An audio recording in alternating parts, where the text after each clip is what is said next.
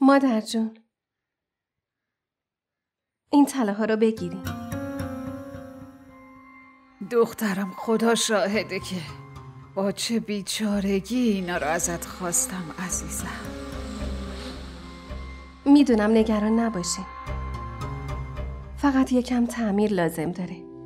خودتون زحمتش رو بکشین لطفاً. خیلی وقت ازش استفاده نکردم. اینم مثل من قدیمی شده. آزرا جان، تو چرا با خودت این کارا رو میکنی؟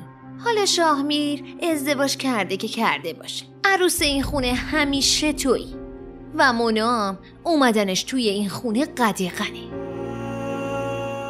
اگه میخواد شاهمیر کنارش باشه بذار باشه.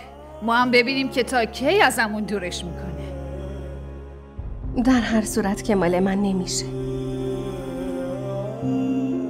آره ولی مال اونم نمیشه دخترم. تویی. هر دختری که نمیتونه مثل تو این همه فداکار و مهربون باشه. ولی با همه این حرفا فعلا که منو نمیخواد. مردا همشون همینجورین، دنبال بهونه. ببینم که با این کاراش به کجا میخواد برسه. و این دخترایی که بیرون کار میکنن چندان به خونه زندگی بند نیستن، نمیتونن تحمل کنن، فقط واسه چند روز حالا ببین. ولی اونا عقد کردن و خیلی هم زود بچه دار میشن. پس طلاق برای چیه؟ بچهش چی؟ اون به درک بچهشو با خودش ببره. نوه دوست داشتنی و اصلی منه که تو به دنیا میاری. آره مامان، یادته شما بهترین و گرونترین طله ها و جواهرات به آزرا داده بودی. خدا رحمت کنه باباتو. اون موقع ها وضعمون خوب بود. منم همه طله هامو بخشیدم به عروسم. ای بابا، زن داشت دستات چقدر لاغره ها. اینا تو دستم نمیره. اشکالی نداره، میفروشیم اندازه دستت میخری. نه هنا، اینو نفروش. اگه یکم صابون بزنی به دستت درست میشه. آخه من خیلی با این خاطره دارم. شاهمیر همیشه خودش اینو دستم میکرد. تو هم لطفا نفروشش. اگه اینو بپوشی و تو دستت ببینم خوشحال میشم. نه دخترم، نمیفروشیمشون. هر جوری که تو بخوای همونطور میشه. ای عابده، تا جایی که یادمه با علنگو 2 تا علنگوی بزرگم بود. آره یا نبود؟ بود. 2 تای دیگه هم بود. پس الان کجاست؟ اون که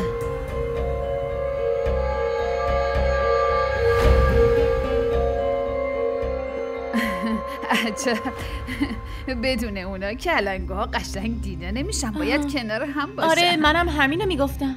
آره بدون اونا دستات خالی به نظر میرسه.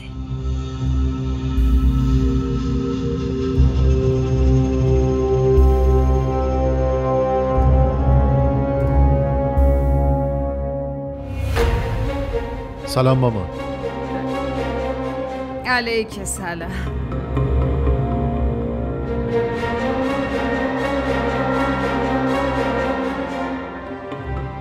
اینجا چه خبره آزرا؟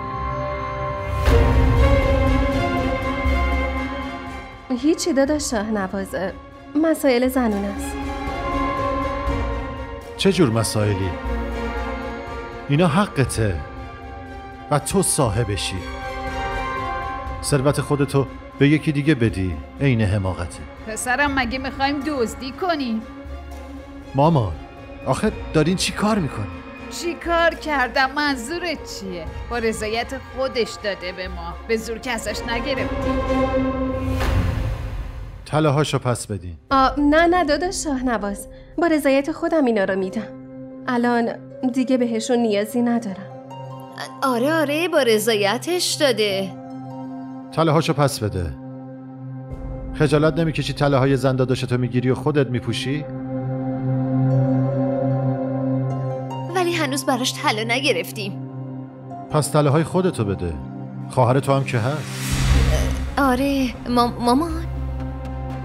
آره، شاهمیر گفت که پول نداره ولی بعداً همین تله ها رو واسه آزرا میخره. مگه نه ماما؟ آره کاملا. باشه پس تموم شد. شما تله های آبجی رو بگیرین. شاهمیر حتما برات میخره، ولی من نمیتونم بذارم تله های آزرا رو بگیرین، چون مطمئنم دیگه گیرش نمیاد. چرا گیرش نمیاد؟ مخارج زنشو شاهمیر نده، پس تو مخارج زن داداشتو میدی؟ مامان، شما خودت باید درک کنی. به فکر بچه این بیچاره باش. این حق بچهشه.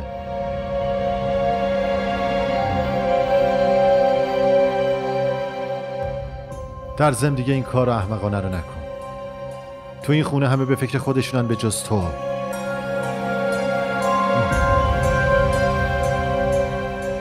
زن خودشو که فرستاده خونه ی مادرش، ها؟ حالا که دختر برادرم داره به من کمک میکنه اونم نمیذاره. منم کنار این بودم.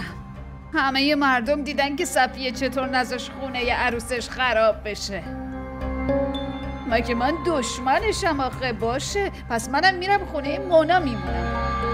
من که فکر میکردم تو اینجور مواقع پسرها و عروسا به درد میخورن، ولی این پسرمه به خواهر ازدواج کردش میگه که طلاهاشو بگیره و بده به این. خجالت نمیکشی؟ جلوی بیگانه ها دست دراز کن. من که فکر کردم از خودی کمک میخوام.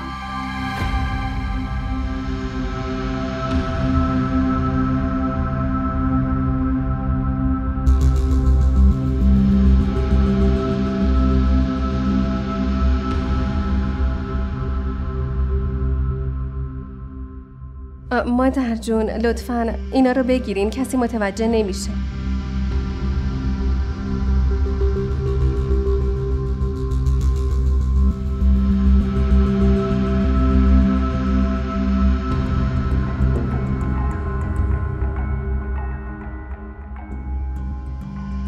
زنده باشی دخترم.